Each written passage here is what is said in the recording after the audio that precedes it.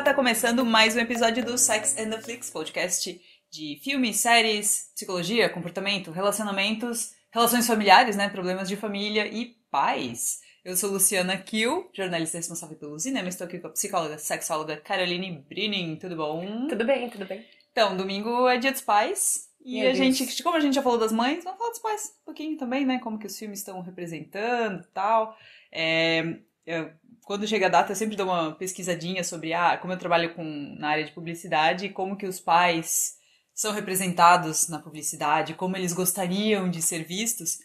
E é curioso, né? Porque quando a gente fala de mãe, é a mãe protetora, que educa, que cria. O pai é o amigo, né? O pai é o herói.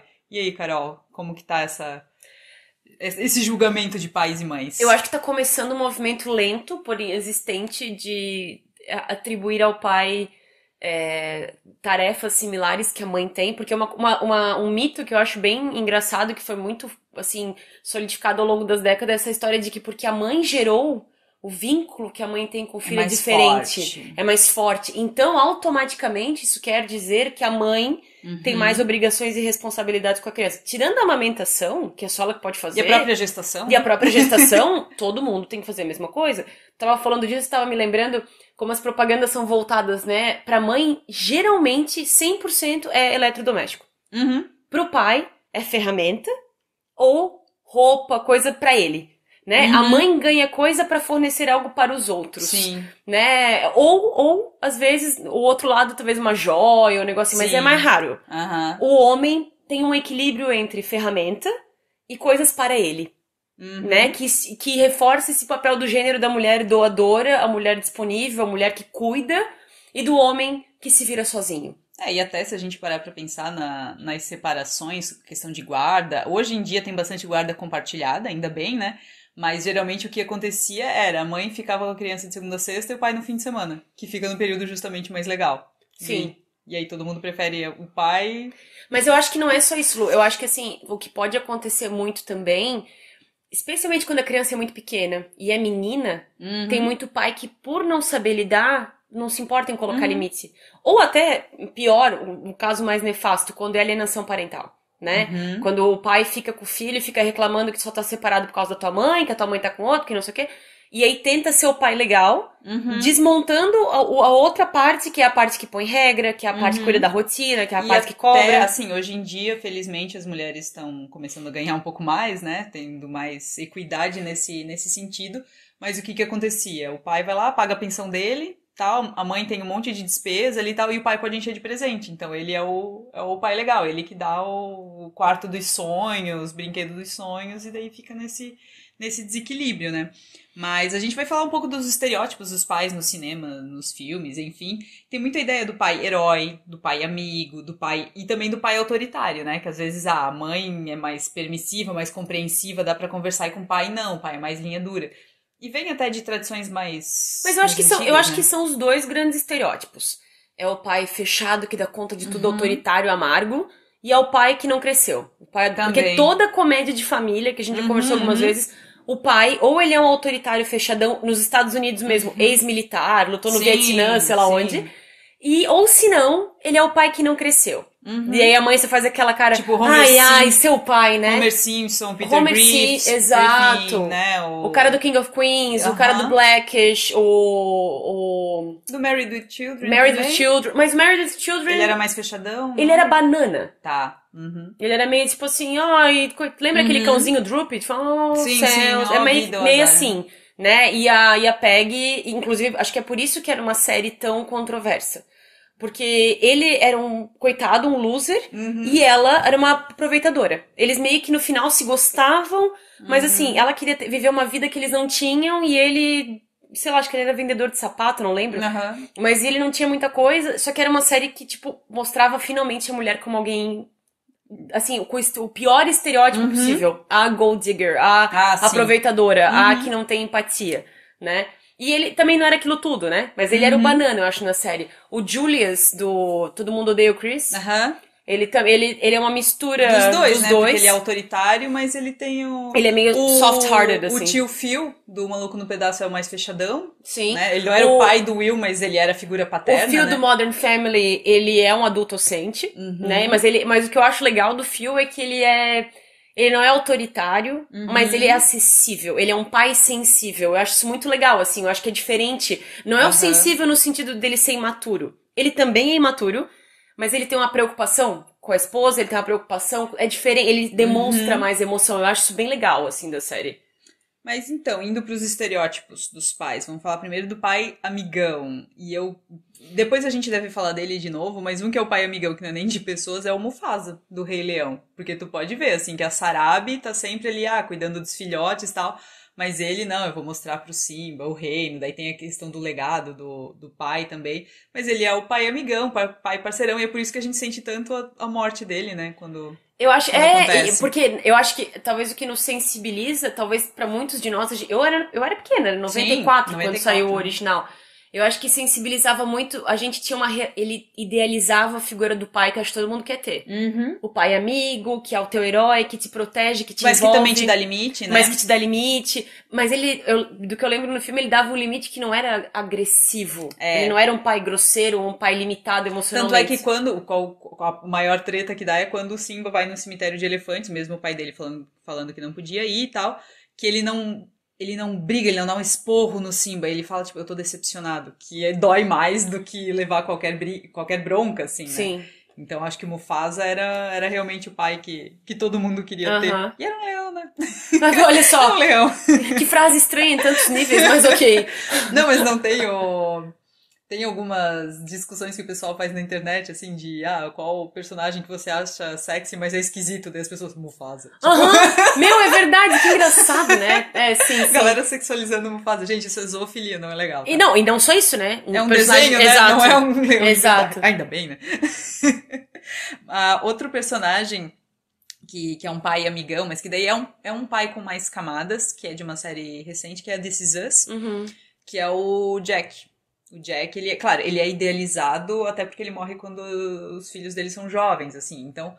Mas eu vejo que no This Is Us eles colocam o Jack num pedestal, assim, e eu vejo ele muito, claro, visão woke de hoje em dia, que eu vejo, cara, ele não faz mais do que a obrigação dele.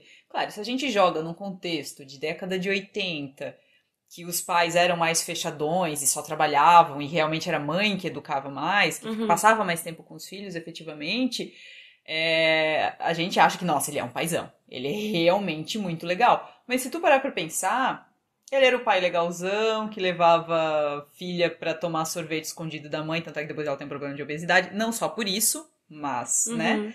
E a Rebecca era sempre quem tinha que fazer a parte chata de educar, sabe? De botar limite, ou até de ser mais compreensiva e perceber algumas dificuldades dos filhos. Assim, tu não viu This Is Us ainda, né? Eu não vi, mas enquanto tu falava, na minha cabeça veio a imagem dos Sopranos, assim, que eu achava engraçada. Eu sei que não é a mesma categoria de pai, mas quando tu falou isso que sobrava pra mãe, era meio que a história da Edie Falco, né? E essa coisa da família italiana mafiosa, que o homem tem as suas obrigações com a gangue, né? E a mãe tem obrigações com a família. Exato. E me lembrou muito isso nos primeiros episódios, quando a filha dele é meio rebeldona, assim. E tudo que ele fazia era ficar... Acho que ele passava a mão na cabeça dela, né? Ele era meio, tipo, não lidava com isso. Eu ainda não vi o suficiente, mas ele não lidava. Ele realmente não se envolvia o que é um baita de um estereótipo, né? Dos pais dos anos 90, né? Se bem que, por outro lado, se tu pensa, tipo, Ferris Bueller. Ferris Bueller, o pai dele adorava ele. Também era um pai amigão, eu não sei o quão comum isso era naquela época. E o Ferris, se a gente parar pra pensar, ele é um personagem muito errado, né? Tipo, ele é mega abusivo, né? Com os amigos dele, até com o diretor da escola, de certa forma, né? Aí a gente parte pra figura do pai autoritário. E daí o primeiro acho que a primeira ideia que me lembra, assim, de infância até, é o Tritão da Pequena Sereia. Sim. Que ele é bem assim, mas aí por quê? Porque ele é movido pelo medo dos... A gente não sabe o que aconteceu com a mãe dela, né? Que na Disney tem esse fenômeno que a gente nunca sabe o que aconteceu com as mães das personagens, elas só têm pais, né? E a Ariel tinha um pai autoritário que destruiu a coleção dela de pertences dos humanos e tal, mas que daí no final ele dá o braço a torcer e não, se ela realmente quer ser humana, eu dou pernas pra ela. Um pai autoritário que me lembrou muito, tu lembra o pai daquele menino do Beleza Americana? Sim! Que ele era militar e ele era homossexual, mas ele tinha aquilo bastante reprimido. Ele era super autoritário. É verdade, tanto é que a mãe quase não falava, né? Tinha umas coisas assim, que ele mandava o filho fazer teste de urina pra ver se não tava fumando maconha. Isso, exatamente. É verdade. Que também era movido pelo, assim, acho que ele ficar sufocando a emoção dele, ele acabava descontando no elo mais fraco, né? Com alguém que não podia fazer nada, que era o filho, né? Sim. Tu viu aquele filme Um Limite Entre Nós? Que é uma tradução horrível de Fences, que é aquele do... Com a Viola Denzel. Davis? Eu não vi ainda. Cara, é um pai bem... É um estudo de caso de pai problemático, assim. Na verdade, eu lembro que quando eu fiz a crítica, tá lá no cinema.com.br, o título era alguma coisa assim, tipo, Denzel falando pra caralho, porque o filme todo é quase um monólogo, sabe? Eu não sei nem como é que a Viola Davis conseguiu ganhar um Oscar daquilo, porque é muito ele. Ela era tão boa que ela só tava lá. Exato. Não, tanto é que ela ganhou, acho que como coadjuvante, né? E na verdade ela é... Mas então justificou, porque ela foi a coadjuvante mas dele, ela então. é co-protagonista, de certa forma. Porque ela que meio que começa a enfrentar ele pelos filhos, até. Porque, tipo, ela percebe como o comportamento dele, daquele homem autossuficiente e tal, tá afastando os filhos. E dele, é claro, mas dela também. Então, acho que a questão do pai autoritário, no final das contas, não é nenhum problema só pros filhos, é um problema... pra família inteira. Eu acho que se a gente for analisar em termos psicológicos, o pai autoritário, no sentido da palavra, né? Não, autoritário, tipo, desmedidamente, é uma pessoa sabe? que, por dentro, é dura, é medrosa, é incapaz de formar vínculo, é incapaz de ter empatia, deve estar lidando com seus próprios demônios e acaba provavelmente teve uma criação parecida. Exato. Aprendeu em algum lugar a ter uma relação hierárquica de poder sobre o filho e não uma relação de cuidador com esse filho. Desconta suas frustrações, aquilo que não pôde fazer. Eu lembro que no colégio tinha uma menina que foi muito minha amiga e o pai dela tinha um sonho muito frustrado de ser piloto e a família não deixou, mandou ele estudar outra coisa e tal. E ele nunca superou. Ele era um cara amargo, difícil, descontava em álcool, por ele nunca ter podido fazer o que ele queria, e o escritório dele era cheio de avião. Tipo assim, era uma coisa que realmente estava na cabeça dele. E ele era um cara destemperado, ele era um cara grosso, ele era um cara difícil. Não tô dizendo que é a única razão, mas deve ser o reflexo de alguém que foi podado, que não foi estimulado, que foi... ganhou, e daí tem a necessidade de podar, nasceu como obrigação, ele não pode ser ele mesmo, ele teve que ser algo pra alguém. E muitos dos homens, a gente não pode esquecer que a educação masculina, machista, eles têm que servir um propósito, eles têm que ser fortes, eles não podem ficar doentes, eles têm que mandar, eles têm que exercer poder, eles têm que ganhar mais, eles têm... Eu tenho pena dos homens de hoje tendo que lidar com essas quebras de expectativa. A mulher tá ganhando mais que o homem. A mulher tá governando a casa e publicamente se sabe que ela ganha mais do que ele e o cara tem que lidar com todas as inseguranças dele, entender que isso não é um problema. Mas ele não pode buscar ajuda, porque isso não é coisa de homem, né? Exatamente, né? Até ia te perguntar, a questão de consultório, assim, tem crescido o número de homens de gerações passadas, né? Porque hoje em dia eu acho que a galera da nossa idade acho que já tem... Carol, tenho menos homens de idade nesse momento, mas aí entra uma outra questão. É muito comum que homens queiram ser atendidos por homens. Também. Porque eles têm essa coisa de, a mulher não vai me entender, ou ela não pode me ver... Ou tem vergonha até, né? Ela não pode me ver como frágil. Uma coisa que acontece muito dos homens que vão no consultório é iniciar falando de uma outra coisa, tipo assim, que mandaram ele vir, que ele nunca achou que ele viria... Até quebrar essa barreira de que tá tudo bem tu falar e que eu não vou te julgar. Ele já pra eles chega é mais cheio difícil. De desculpas, na é mais fácil ver homens chegando no consultório com desculpas. Eu já tive paciente que levou 4 sessões pra me olhar nos olhos. A pessoa fica olhando pra janela, olhar pra baixo, não conseguir me encarar, porque, sei lá, ia falar de problema sexual, e daí olhava pra mim e achava de certo que eu tava pensando alguma coisa, ou que eu, uma desconhecida, ia questionar a virilidade do cara. Os homens, eu tenho, assim... Todo mundo fala que a mulher é o sexo frágil. Eu acho que são eles. Eu acho que eles têm uma questão de dificuldade de lidar com emoção, dificuldade de lidar com vulnerabilidade, dificuldade de se abrir. Porque nunca foi permitido, né? Porque quando a gente fala de porque os problemas do machismo e tal, a gente costuma pensar automaticamente e associar a mulheres. Assim, machismo é ruim pra mulheres. Mas machismo é ruim pra homens também. Porque, principalmente pra eles, eu acho. Porque daí eles têm um monte de limites que eles não podem passar porque isso não é coisa de homem. Ou...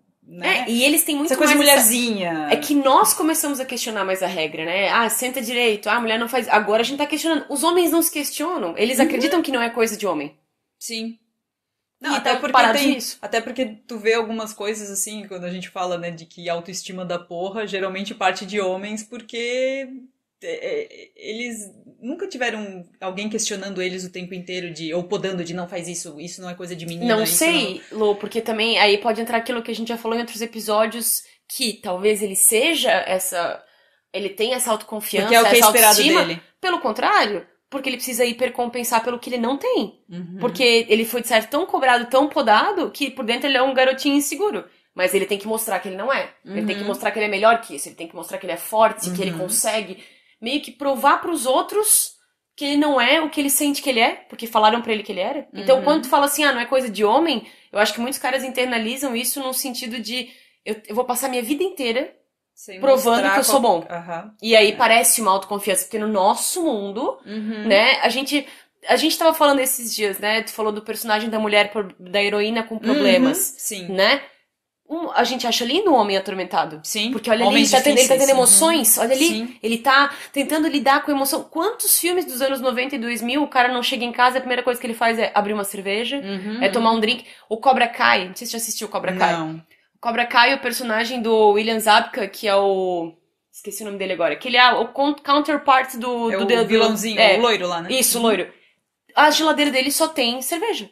O tempo todo o cara só bebe. E ele é problemático, ele mora sozinho. A casa dele praticamente é uma caixa de papelão, tem uma geladeira e um sofá. O episódio sobre álcool, a gente falou sobre isso também, né? Exato. De as bebidas que são mais masculinas, as que são... Agora, uma mulher que chega em casa... Qualquer filme que mostra uma mulher que chega em casa e bebe, se ela é problemática é cerveja, se ela é chique é uma taça de vinho. Aham. Não, e até se ela é chique, se ela tá tomando vinho no final do dia porque ela é problemática, tu pode ver, assim, tipo, diz que é amiga pra matar, ela tá atormentada ela tá com lidando alguma com alguma coisa. Mas aí, se ela tá fazendo isso, já tem um preconceito. O cara fazer isso, ok. Ele precisa relaxar no fim do dia. Ele precisa, né? A gente normaliza coisas pra homens porque eu acho que a impressão que dá é que olha ele mostrando um pouco de emoção, não vamos mexer. Sabe, um animal assim que tu não quer espantar, tipo, vamos ficar aqui parado vendo ele expressar uma lágrima. E daí eu acho que entra naquele negócio ali que eu falei do Jack, do This Is Us, porque a gente tem uma expectativa que tu comentasse, porque a mulher gerou a criança, se espera que... A gente fala muito em instinto maternal e a gente não fala em instinto paternal, por exemplo, porque eu acho que instinto maternal já é uma falácia por si só, assim... Mas então por que não tem o outro lado se precisa de duas pessoas pra gerar? Ah, sim, sabe, porque a mãe é a figura da Virgem Maria, né? A mãe é a cuidadora, a mãe é a divina. Não, e daí por isso que, assim, qualquer cara que faz o que se espera dele como pai, o que se espera, que eu digo, que participe realmente da criação, que divida, que se ofereça, né? Que não tá lá, tipo, a mulher precisa pedir 1 milhão de vezes pra fazer alguma coisa e tal. Todo mundo, aplausos. Mulher não faz mais que obrigação. Então, mas daí a gente entra até numa coisa interessante dos pais solteiros. Sim. Um pai viúvo, a mulherada fica... Ai, meu tadinho. Deus, tadinho, que difícil, lá. E muitas vezes as mulheres não gostam de admitir. Elas têm até um alívio que a mulher tá morta. Porque tem aquela vilã da ex-esposa, muitas vezes. Sim. O mito da vilã da ex-esposa. Mas daí entra no outro de que se o cara é viúvo, a ex-mulher é santificada. Tem um episódio do Sex and the City que a Charlotte sai com um cara que é viúvo, que diz que é viúvo, né? No final ele tá usando a viuvez pra sair com todo mundo ao mesmo tempo, né? Sim. E a mulher viúva, ela é uma guerreira. Ela tem cara de cansada. Sim. Ela, né, o que difícil. É mais difícil pra ela encontrar outro cara do que pro cara encontrar outra mulher. Tem todo... A mulher mais velha com um cara mais novo. É mais raro do que ver um cara mais velho com uma mulher mais nova. A questão do homem pai, como tu falou antes, ser o amigão e a mulher botar regras. Eu acho que até hoje é um estereótipo de show, de TV, sim. Né? A mulher é a brava, a mulher é que se descabela. Até se tu for assistir Gossip Girl, acho que tu não assiste, né? Mas quem conhece a série vai identificar, assim. É até bizarro que juntaram o Rufus e a Lily, enfim, a mãe da Serena com o pai do Dan, que problemas, incesto, enfim. Mas é porque o Rufus, ele é muito aquele pai que quer ser o paizão, amigão e não sei mais o que. E começa a série com a mulher dele indo morar em outro estado e coisa assim. Então ele ficou com os filhos, sabe? Apesar dos filhos já tá tudo grande, mas enfim. Mas ele tem que disciplinar, ele tem que ser amigo e não sei mais o que. E é engraçado que ele casa com a Lily, porque a Lily ela é mais rígida. Ela é mais assim, ela tem altas expectativas pra filha dela. Ela se decepciona se a filha dela pisa na bola, coisa assim. Então, você trouxe de lugares diferentes, mas tu repete o estereótipo que o cara é mais amigão e a mãe vai botar limite. E tem uma outra, e ainda nos assuntos de pais autoritários, voltando um pouquinho, me lembrou 2 pais importantes. O Príncipe Nova York, o pai dele, o James Earl Jones, ele é super autoritário. Grosseirão. E aí tem uma coisa que eu acho engraçada.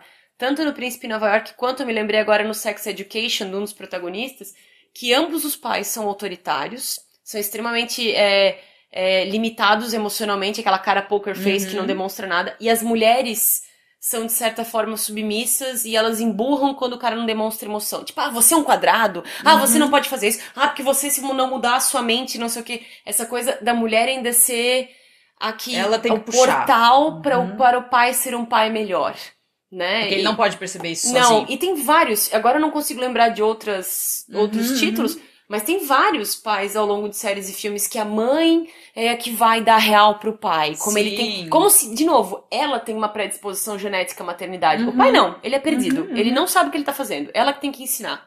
Que é um absurdo.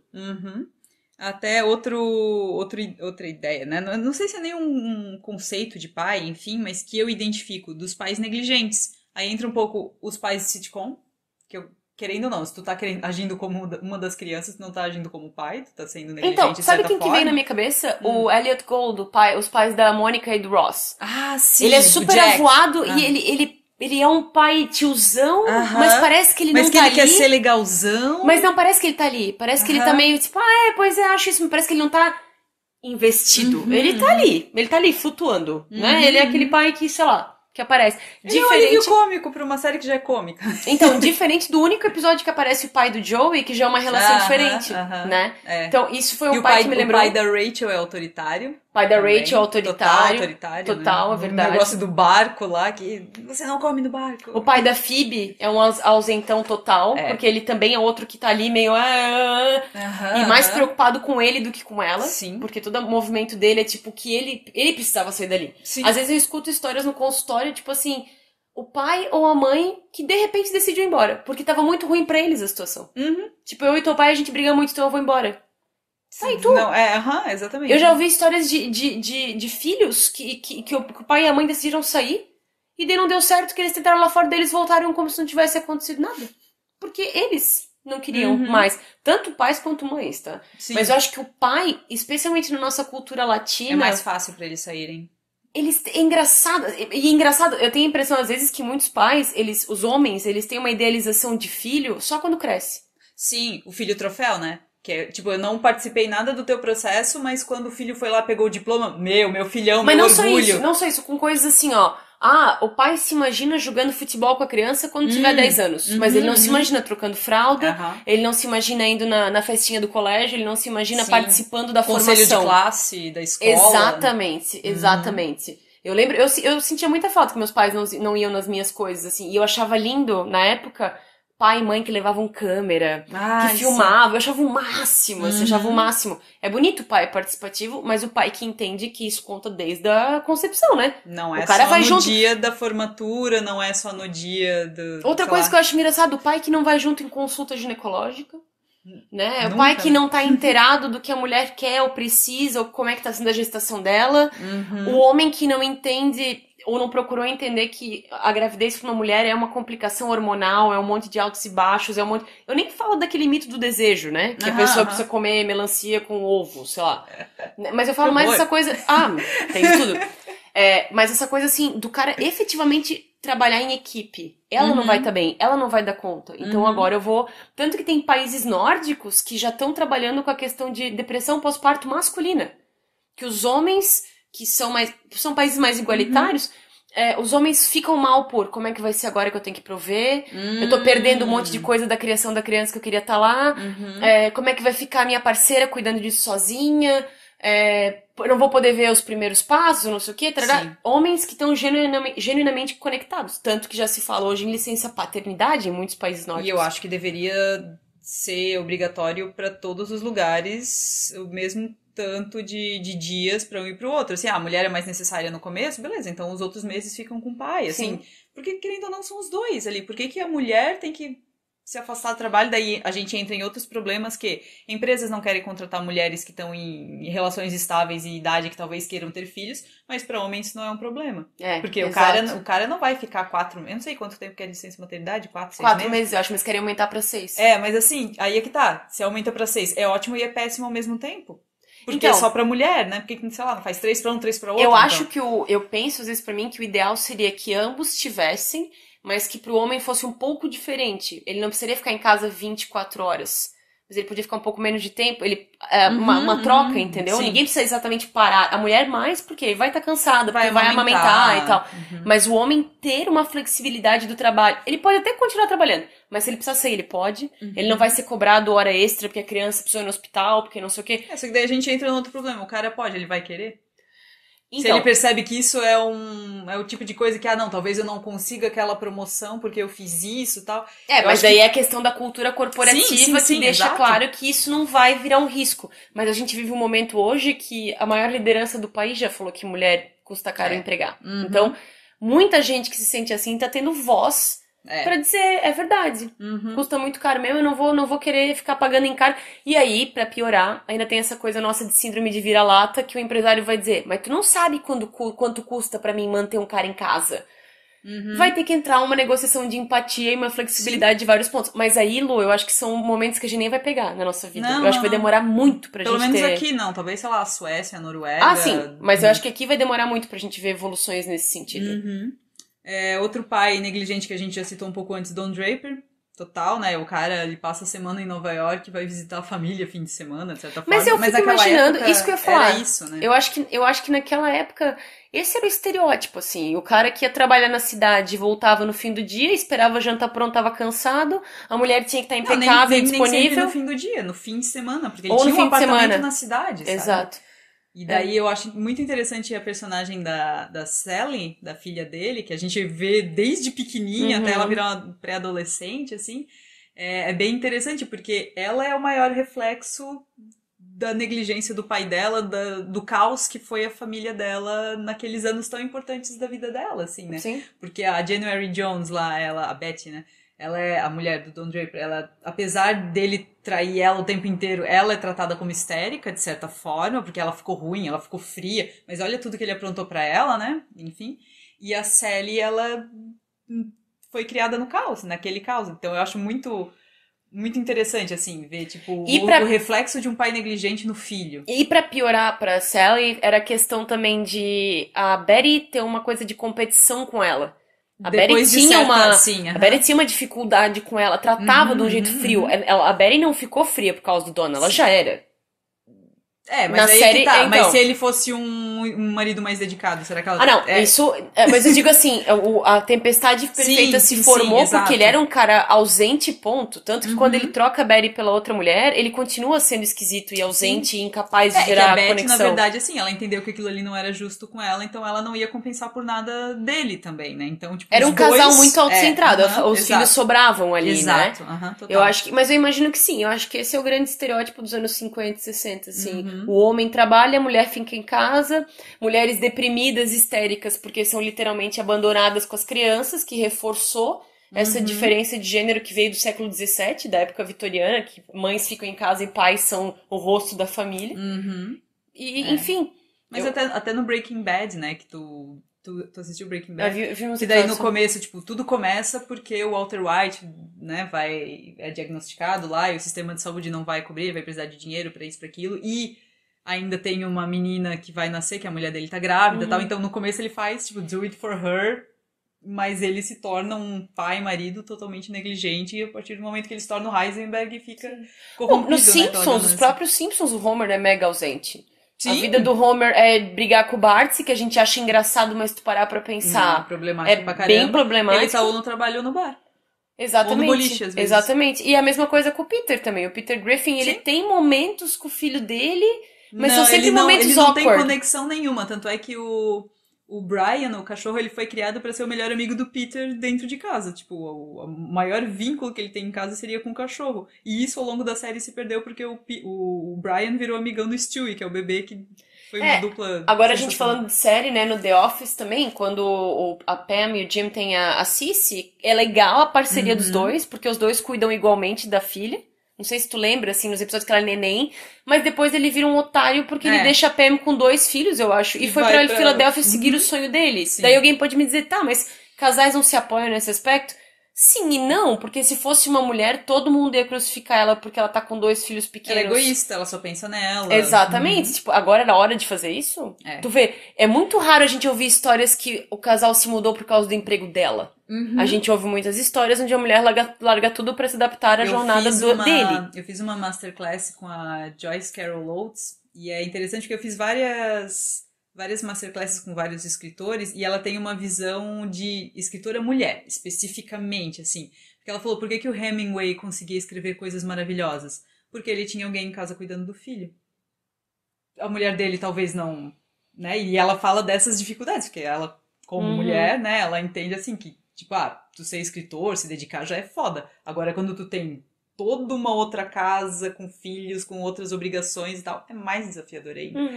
E é o negócio que ninguém vê, né?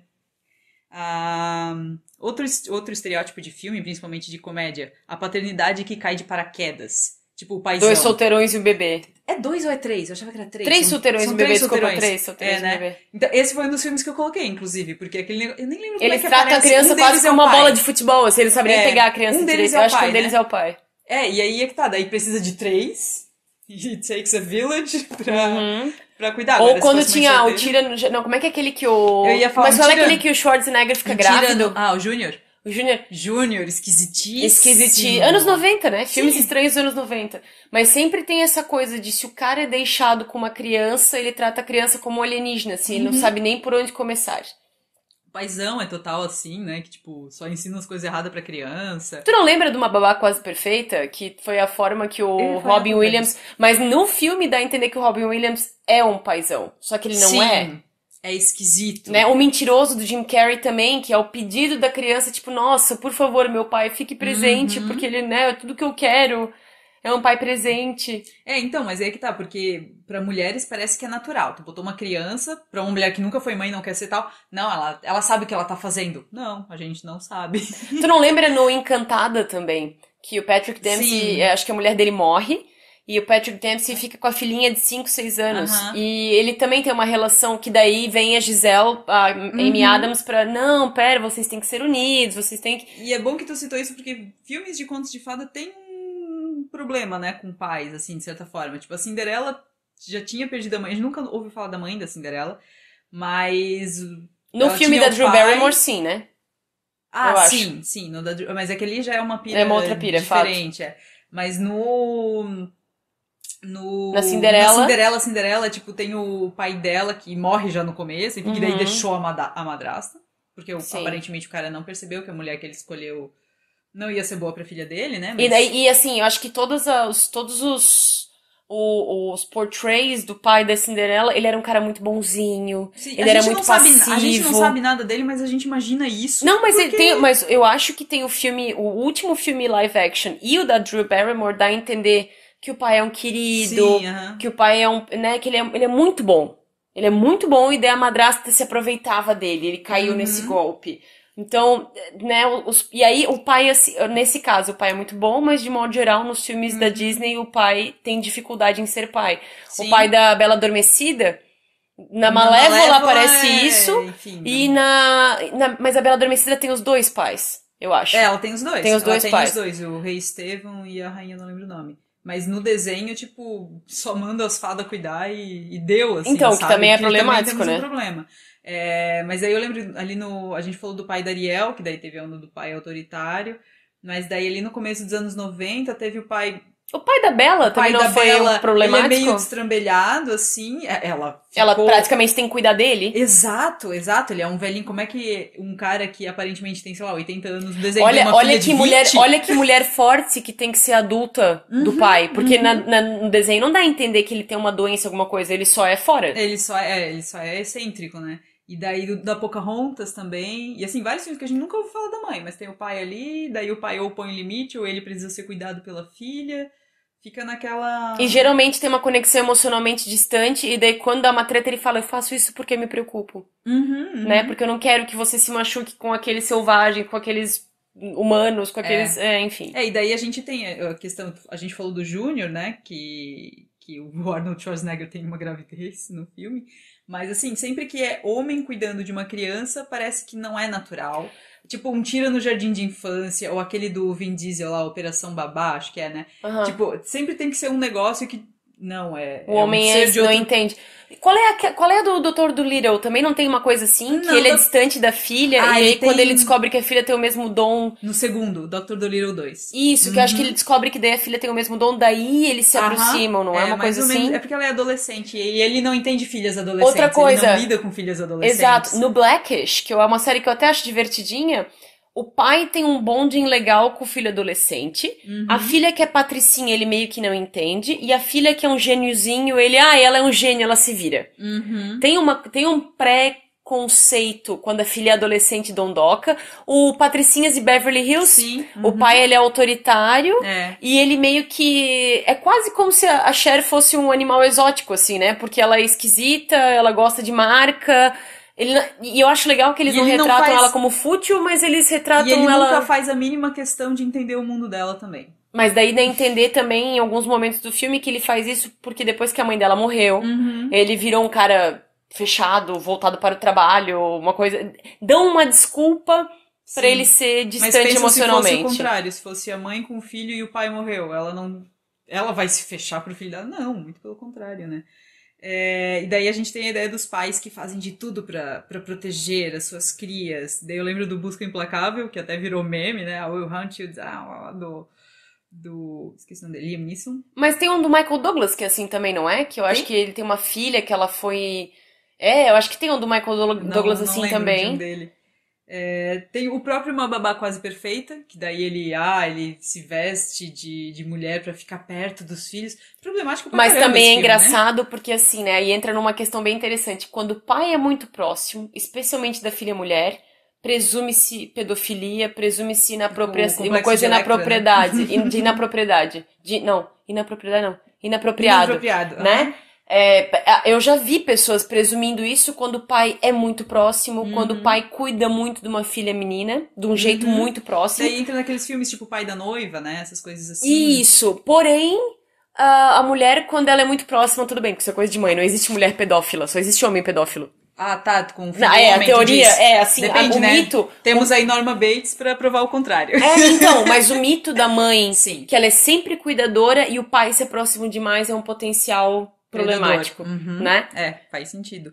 O outro também é o Duro de Matar 4, que o John McClane tem uma filha grande também. Então, que falando em Duro de Matar, dele. O Bruce Willis não é um pai bastante protetor e problemático no Friends? Sim. Depende. Na verdade, eu dou um pouco de razão pra ele, né? Porque a filha tá saindo com o professor da faculdade. Indiscutivelmente tem vários erros ali, mas ele é um cara esquisito, assim, né? Ele é próximo da filha, a filha não cresceu aos olhos dele, né? E daí a Rachel dá uma forçada pra ele ter sentimentos, daí ele tinha muitos sentimentos, né, ali presos dentro dele. E que daí reforça o medo de todos os caras que não querem ser vistos como vulneráveis, que nem o né? Entrando numa Fria, do Robert De Niro, sendo um pai pseudo-autoritário. Outro também é Procurando Nemo, já que a gente tá falando bastante de desenho, né? Só que o Procurando Nemo... Tu viu já? Eu vi, mas eu não lembro muito. Não, é porque quando eles têm a ninhada, né? Os ovinhos lá, vem algum bicho lá e mata a mulher dele, né? A peixinha, a palhaço lá, e todos os ovinhos, menos um que é o Nemo, que daí ele ainda tem a nadadeira eu acho que isso menorzinha. Eu tava pensando, isso vale um episódio, né? Por que todo mundo mata as mães na Disney? Boa, sim. Vamos pensar nisso. Mas daí tem eu esqueci o nome dele. Mas o peixe pai lá, o pai do Nemo, ele é muito... É um medo que ele tem, na verdade. Porque como ele perdeu todo o resto da família, ele cria o Nemo de uma forma que nada pode sair dali. E isso acho que vale tanto pra pai quanto pra mãe, né? Um outro, agora eu me lembrei, né? No Keeping Up with the Kardashians, o Bruce Jenner era muito assim com as pequenas. Ele era muito protetor, ele participava muito mais da vida delas do que a Kris participava. E aí eu fiquei pensando, uma outra coisa engraçada, todo pai que trata, geralmente, né? Não tô dizendo que é uma regra, a menina é um moleque. Né? Se o pai é muito próximo da filha, supostamente ela vai adorar futebol, ela não é tão vaidosa, ela vai gostar de umas coisas de menino, entre aspas. Tô aqui fazendo vários aspas com os dedos, tá, gente? Tipo, tem essa mítica de que se o pai cuidar, ela não vai ser vaidosa. Que daí é a mesma falácia de achar que, meu Deus, se a criança vê beijo gay na TV, ela vai virar homossexual. Tipo, não tem por que ter medo desse tipo de coisa, né? Mas, assim, existem outras referências, outros exemplos ao redor, tal, né? Tipo, não é aquilo ali que vai definir. Um outro mito também no aquele filme Perfeito é a mãe. O menino é o do pai e a menina é a da mãe. Né? Eu acho que isso aparece muito em vários aspectos. Um outro mito não, né? Mas uma outra tendência, um outro clichê. Que nem no Beleza Americana, o Kevin Spacey era um pai ausente. Sim. E a filha odiava ele. Então a filha ela não tinha uma conexão com a feminilidade dela. Entra nos pais negligentes ali, que a gente falou, de certa forma. Porque ele estava tão centrado nele próprio que ele pode, né? A mãe já não pode. Outra ideia que os filmes e séries trabalham bastante é a questão do legado do pai, que eu preciso honrar o legado do meu pai. Poderoso Chefão. O Pantera Negra. O Sons of Anarchy. Anarchy tem bastante isso. Bastante. O Rei Leão, né? Tu falou. O Rei Leão também, é verdade. Pantera Negra e Rei Leão é quase o mesmo plot. É quase o mesmo plot. Inclusive cenário, né? O sonho quando eu sempre confundo o nome do pai, o T'Challa e o... Eles têm nomes parecidos, né? Sim. O sonho dele é muito Mufasa na nuvem, assim. Eu acho maravilhoso, porque eu achei maravilhoso. Exato. Não tô reclamando, sim, achei perfeito. Mas tem uma pegada Rei Leão, concordo. E daí a gente já entrasse no assunto, né? A questão de pais de meninos e pais de meninas. Como que tem essa diferença, né? Quando é pai de menino, filhão, amigão, beisebol e não sei mais o que tal. E quando é pai de menina, ou ele não sabe lidar muito com aquilo... Ou ele cria a menina também pra ser meio... Agora tu falou do Pantera Negra, né? O personagem da Lupita Nyong'o, ela é meio que uma princesa, eu acho, uma coisa assim. Então ela é criada pra ser forte, né? Porque naquela cultura Naquela cultura, exato. E tem outros exemplos disso, tô tentando lembrar, não sei se na Valente não tem um pouco isso. É mais a relação dela com a mãe. Valente e o pai é meio goofy, assim. A mãe põe limites, a mãe é que tem as expectativas da filha. Não, mas tem vários filmes aparece essa coisa de quando o pai cuida, a filha, a mulher tem que ser forte, ela não tem que lidar com emoção. Inclusive, uma dupla de pai e filha que eu adoro é o Nicolas Cage e a Chloe Grace Moretz lá, Kick-Ass. O Kick-Ass. Sim, meu Deus, melhor relação de pai e filha. Problemático pra caramba, né? Sim. Porque tu dá uma arma pra tua filha de 5 anos, não vai sair coisa boa daí, ela não vai virar uma super-heroína, gente, não faça isso em casa, né? Então, um outro filme que tem uma relação de pais interessante é o Viúva Negra, que saiu agora, que tem as irmãs, né? Que é a Helena e a Natasha. E sim, desculpa, contei mais do que eu precisava. Mas elas são irmãs. É que tem um outro plot meio russo, meio espião, que eu tô ligada que existem meio não sei o quê. Viúvas negras, mas Isso. É que no assim, filme elas são irmãs, tá? Elas são irmãs, mas os pais dela não são bem pais delas. Eles são dois agentes que é meio que nem The Americans. Eles são uma família porque eles têm que ser, assim, pra vender uma coisa. Em algum momento eles precisam se separar no filme.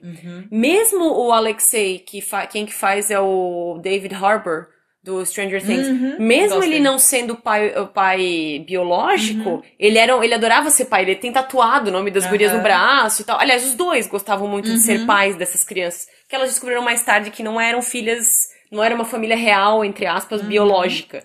Mas o filme depois acaba mostrando que sim, eles eram uma família real, próxima, assim. Eu achei bem interessante. Até uma relação, foi legal que tu falou do David Harbour, porque uma relação de paternidade que eu acho bem interessante é a dele em Stranger Things com a Eleven. Que ele adota ela e ele quer ser o campeão que ela merece, mas ele também quer botar limite. Ela é adolescente, eu não sei nada sobre adolescentes. Legal, ele admite isso, mas eu quero ser um bom pai. Tipo, eu acho muito legal essa tentativa dele, né? Mas daí é aquela coisa do cara atormentado, que perdeu a mulher. Claro. Ele perdeu uma mulher e a filha, né? Sim, E aí ele tem essa coisa, mas eu acho legal ele tentar quebrar esse trauma adotando a Eleven. Ele poderia dar muito errado, mas... Então, mas ali ele também faz aquele estereótipo do pai com limites, mas que no fundo ele tem um coração mole, e aí ele se perde, sim. Outro filme sobre relação daí de pai com filho, que eu acho muito legal, é Peixe Grande, do Tim Burton. Sim, que o pai conta as histórias e coisas assim, e assim, apesar... É bonito, esse filme é tipo, bonito. encantou o filho até certo ponto, até o ponto que, mas eu não sei nada da história dele de verdade, esse porque filme ele é bonito. fica inventando essas histórias, sabe? Então, no final do filme, spoiler, o filme tem quase 20 anos, né? No final do filme, assim, tipo, o seu pai inventou essas histórias, que no dia que você nasceu ele tava pescando peixe lá e tal, porque ele não queria dizer pra ti que ele tava do outro lado do país vendendo como representante e tal, então... Mas também mostra a masculinidade frágil, né? Também, eu tenho que ser um herói. Outro filme, outra franquia que me lembrou, X-Men, as relações paternas são muito complexas. Eu não sei se tu vai lembrar, o X-Men, o anjo, o mutante anjo, o pai... O pai dele não quer que ele, né, tipo, nega o fato dele, não que nega, né, mas ele é um congressista que é contra os mutantes, sendo que o filho dele Isso, tem isso. Se eu não me engano, a Jean Grey teve uma relação bastante problemática com o pai. No próprio Stranger Things, o primeiro pai da Eleven faz mais ou menos com ela o que o X-Men faz, né? Médico não, cientista. E eu acho muito legal, assim, porque pra quem não acompanha, claramente o X-Men é todo voltado, fala da realidade de filhos homossexuais. Fala de filhos homossexuais, fala de racismo, né, a questão todos diferentes, né, mas assim, a pegada com a sexualidade, com a diversidade sexual é o que o X-Men fala. Né, o diferente, eu não aceito meu filho diferente dentro de casa, eu não aceito... E nessa questão do anjo é bem isso mesmo. Isso, e eu acho interessante como pega muito na coisa dos pais intolerantes, né, e a coisa a família que a gente escolhe em vez da família biológica que a gente tem. Na verdade, X-Men é uma coisa muito pra frente. O que me deixa triste é que muito nerd, muito fanboy não entende, né?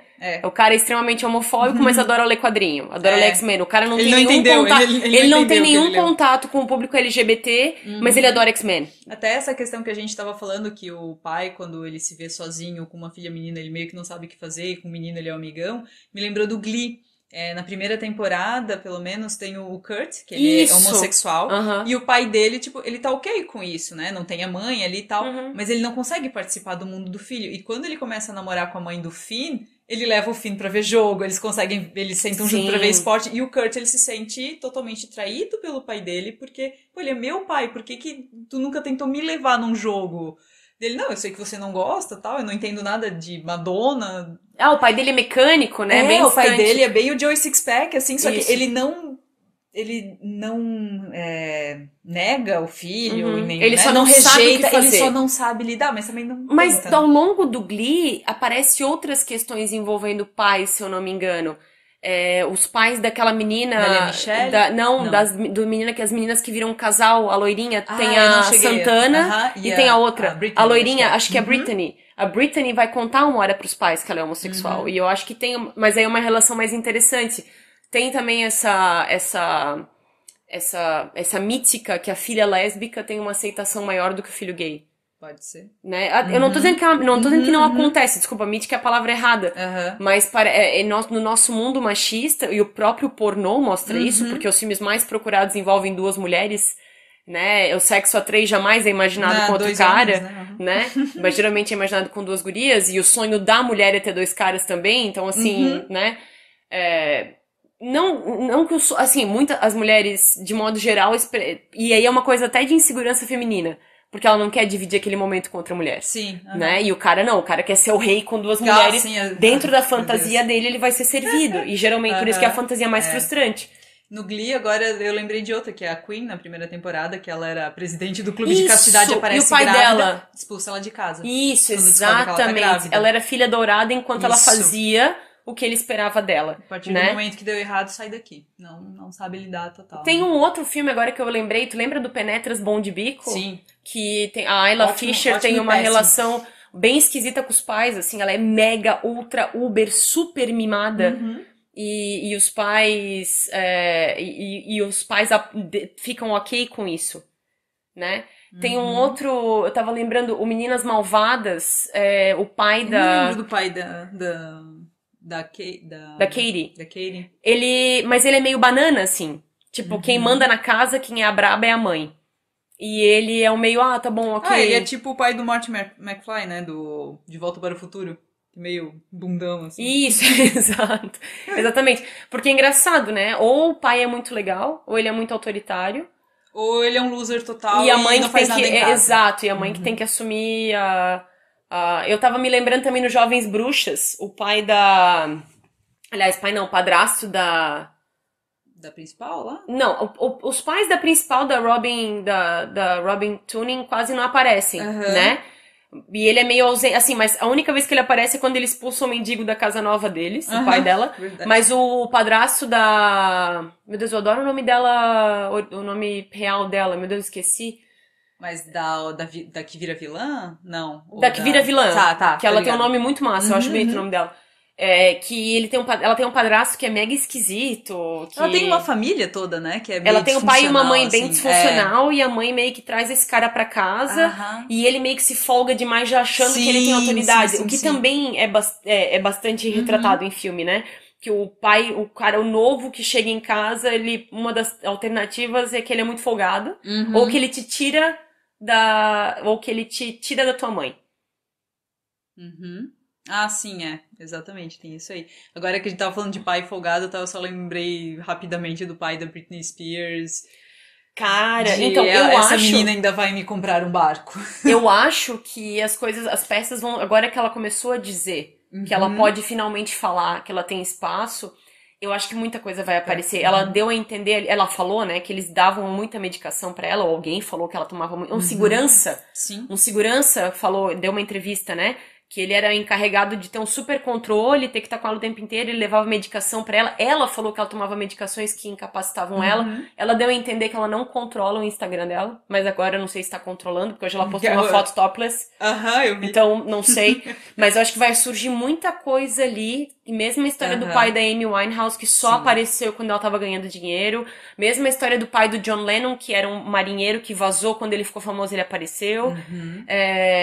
Mas o John Lennon é mais trash ainda porque a mãe também era meio fora. Ele foi criado pelos tios, né? O pai do Elton John, se tu vê o filme Rocketman, o pai dele era um cara altamente esquisitão, militar. Tudo bem, ele pode ter aquela questão meio pré-guerra ali, de ser um cara que ficou duro por causa da guerra e tal, mas ele era um cara super estranho, a mãe dele mega narcisista, tipo, tava preocupada, só apareceu também quando ele começou a ganhar grana. E é o caso de muitas estrelas, né? Tipo, aí a gente vê o pai do Michael Jackson, que explorou ele até o pai do Macaulay Culkin, ali acho que foram os dois, né? Mas o pai do Macaulay Culkin também, tem muitas histórias de pais de artistas mirins que se aproveitaram. Inclusive, quem quiser conhecer um pouco mais dessas histórias todas que a gente tá falando, a gente tem um episódio de algumas semanas atrás que é sobre família. Ah, verdade, que a gente fala um pouco disso, é verdade. Também. Mas então tá, voltando ali ao começo do episódio, quando tava falando lá dos pais na publicidade, de como eles são representados, né? A gente já falou de como eles são representados tanto nos filmes como na publicidade, como eles querem ser vistos. O Google pesquisou com um grupo de pais e eles, 38% acho que foi, falou que eles querem ser vistos dividindo as responsabilidades com as mães. Mas não querem fazer. Mas 31% que dizem que dividem realmente as responsabilidades de pais com as mães. E a gente nem sabe o que isso quer dizer, se eles entendem o que isso quer dizer, né? Exato. E aquele negócio, né? Eles querem ser vistos... Gente, a gente não tá falando que todo pai é negligente, é importante não deixar claro que a gente não tá, não é pra generalizar. A gente tá falando de estatísticas, né? Ainda, infelizmente, ainda tem um desequilíbrio muito forte nisso. E aquele negócio, né? Ao mesmo tempo que a maioria não, né? Mas 30 e tantos por cento dos pais querem ser vistos dividindo as tarefas, no Brasil a gente tem cerca de 6 milhões de pessoas que não têm o pai na certidão de nascimento. Então é aquele negócio, o país quer ser contra aborto, contra isso, o aborto do pai é legalizado, né? É só assumir. Assim, é engraçado tu ver histórias ali, né, que quando a guria engravida, não é meu. É. Vai fazer um exame de DNA. Uhum. Isso me lembrou o Love Actually, que o Alan Rickman era meio assim, né? Ele tinha os Sim. louros. Quem que tinha o Sim. trabalho sujo era a Emma Thompson com as crianças pequenas. Ele só Ele chegava aparecia no fim do pra dia. tirar foto no fim do dia, né? Exato. E tem muito pai assim, que ele quer os louros, ele quer ter a família perfeita, mas a obrigação é da esposa de fazer isso acontecer, porque afinal ele tá financiando. Ele Se é que tá. Ele quer ver o filho formado na faculdade, mas ele não quer saber de nada, de dificuldade, de problema, de... Então, agora um outro filme que é, eu não sei se Borat é referência de qualquer coisa, mas o segundo filme do Borat Sim. tem uma relação interessante com, apesar da coisa, daquele jeito, escatológico no do jeito final que eles é. acabam virando uma parceria, Sim. né? Então eu achei isso legal, achei isso bem Ele interessante. acabou aprendendo, né? Mais até sobre mulheres. E no por True causa Blood do- eu acho interessante a relação bastante... eu não sei se vocês conhecem, True Blood é uma série mais antiga da HBO, que é meio que um crepúsculo pra adultos. Crepúsculo Safadinho. Bem safado. Mas tem essa coisa do pai autoritário sulista, que não é Sim. não, que a gente não vai discutir com ele, né? Extremamente religioso. Geralmente tem essa coisa da religião ser muito strict e o pai automaticamente ser também, né? Então, eu não sei, a gente tá falando demais já de pai, né? Não, mas enfim, é isso, né? O nosso tempo está acabando. A gente Mas eu acho que é importante fazer um parênteses. Sim. Tem muito pai legal também. Claro que sim. E eu acho que uma coisa que ferra os pais legais são muitos pais não tão legais que presumem que se o pai tá ajudando demais, ele é muito sensível, ele é Sim. banana, ele é gay. Tem muito cara que ainda fala, ai, que gay isso, porque o cara é sensível. E tu pensa, meu, isso nem Que faz imbecil, sentido. não faz nenhum sentido. Né? Mas o cara olhar como o homem ser um pouco mais fraco, porque ele ajuda a trocar fralda, porque a mulher fala, é a tua vez de pegar uma Sim. madeira e ele vai. Gente, a melhor coisa do mundo é pai entender que ele é parte da equipe, é 50-50. Como eu falei, a gente comentou, as únicas coisas que a mulher faz diferente é gestação e amamentação. O resto, todo mundo pode fazer a mesma coisa. Exato. Isso aí. Carol, suas redes pra quem quer conhecer? @Caroline Bruning. Lá tem um canal, tem um link pro meu Instagram, pro meu Deus, quantas? Meu YouTube.